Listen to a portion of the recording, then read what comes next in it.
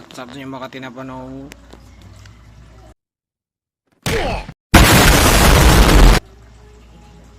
Inahanap po pa si Burong, kaya ang upload namin ay si Burong ay nagiging transformer.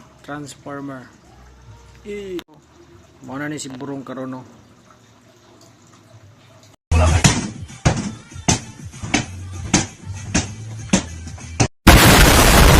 Saka na siya punuan tapos nilangoy. Mga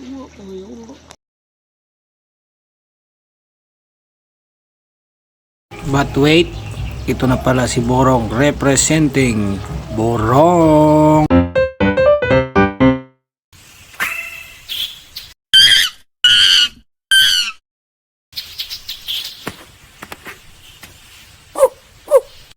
Ang next vlog. Peace and chips sa iyo.